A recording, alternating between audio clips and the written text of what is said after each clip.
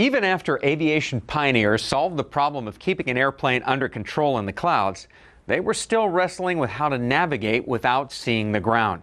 One of the first systems they developed, the Automatic Direction Finder, otherwise known as ADF, endures today because of its simplicity and low cost. Now, the forerunners of the ADF were really heavy and pretty cumbersome. If you've ever looked at photos of 1930s airplanes, you may have noticed a loop about a foot or so in diameter mounted somewhere on the front of the airplane. Well, you were looking at the ADF's ancestor, the manual direction finder. Today's versions are lighter and easier to use. In fact, your Skyhawk has it all electronically reduced to this little bump on the belly of the aircraft. Now, the principle of the ADF is pretty simple. You tune the ADF receiver in your airplane to the frequency of a ground-based transmitter. Then the indicator on your panel tells you where the transmitter is in relation to the nose of the aircraft. So if you want to fly to the station, you just point the nose of the aircraft at the station and you'll eventually get there. The ground-based portion of the aviation navigation system is a simple AM transmitter called a non-directional beacon, or NDB, and that uses frequencies from 190 to 535 kilohertz. The receiver in your airplane can also receive frequencies from 540 to 1710, which cover the commercial AM broadcast band where your favorite music, sports, or talk radio shows also reside. So we've got from 190 to 1710, and here's an example of an AM transmitter here.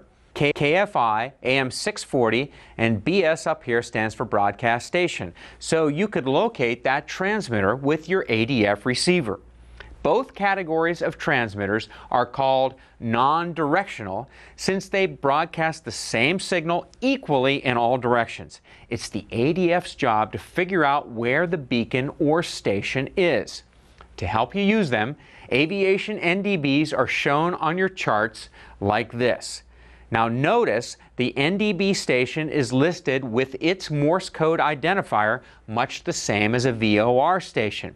For an NDB, this Morse code identifier could be 2 or 3 letters, in this case Florida FIA. We've got 3 letters here. AM transmitters are simple, relatively cheap and easy to maintain, and they still form a part of the aerial navigation system in some areas of the world. Furthermore, they broadcast a signal that follows the Earth's contours.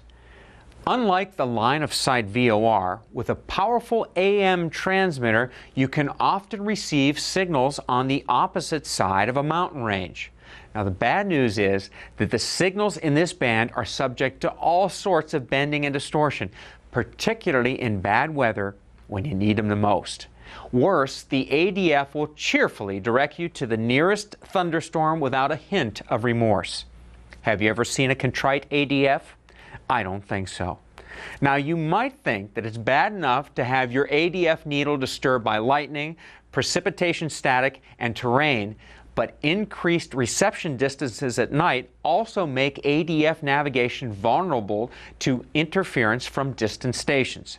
The good news is that nearly all the disturbances which affect the ADF bearing will also affect the station's audio ID.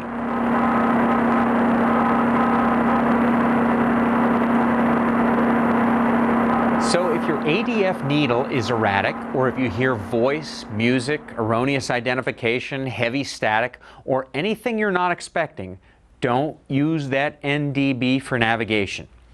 And to give you the best chance for good ADF reception in the clouds, make sure to check all your static wicks during your pre-flight.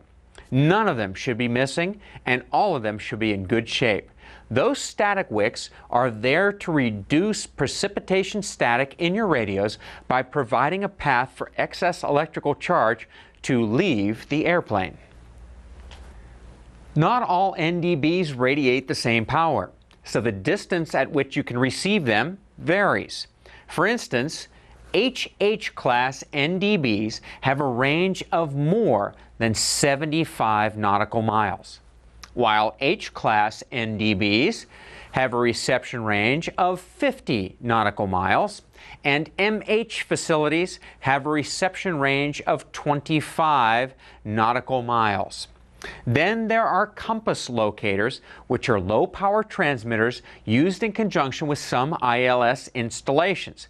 They have power outputs of less than 25 watts and a reception range of 15 nautical miles. But at some very remote locations, higher-powered radio beacons of up to 400 watts are used as outer marker compass locators. These generally carry transcribed weather broadcast information, or TWEB. So let's look at hardware in your Skyhawk and see what organizes all these things. Not surprisingly, you turn your ADF on here with a switch labeled off VOL. And just like the VOR and communication radios, you see the active and standby frequencies here. By the way, the standby frequency will be replaced with a timing function if you press the button labeled FLT ET right there. And you can restore the standby frequency display by pressing the frequency double arrow button right here in the middle. Obviously then, the active standby frequencies are transferred the same as they are on the NavCom sets. Just press the button with the double-headed arrow and they're transferred.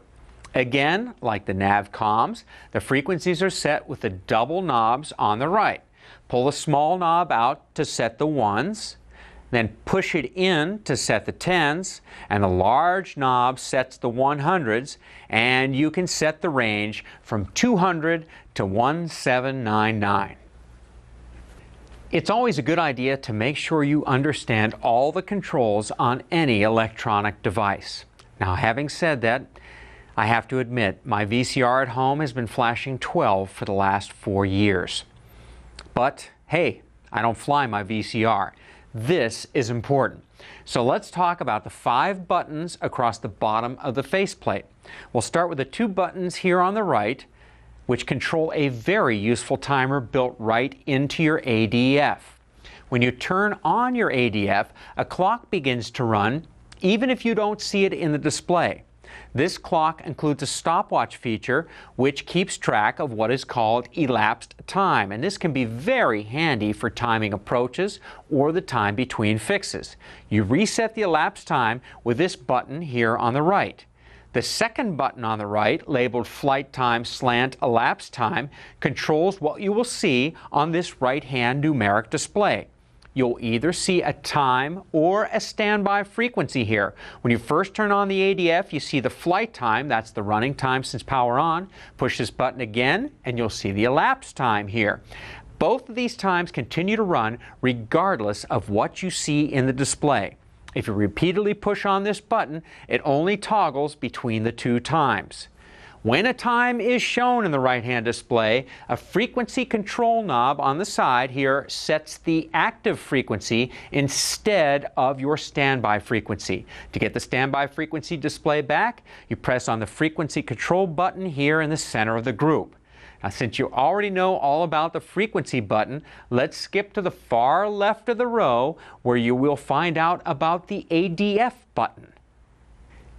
The ADF antenna in your Skyhawk has 2 functions combined into one. One function is direction finding and the other is regular AM radio reception.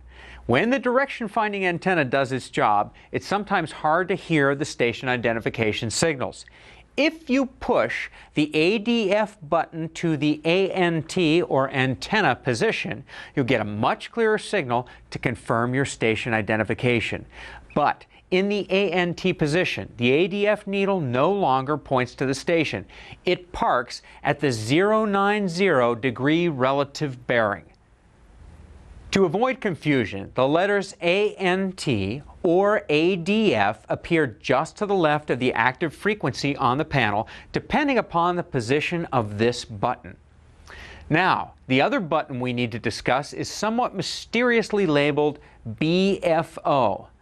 But don't worry, it has nothing to do with a UFO or alien invasions. Actually, BFO stands for Beat Frequency Oscillator, and some transmitters require this feature in order for your receiver to hear the identification. Transmitters in the United States do not.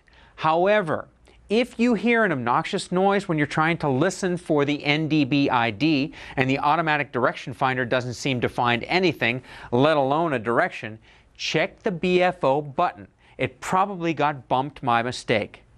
Because NDBs are inexpensive to install and maintain, many airports that cannot afford an ILS have an NDB approach.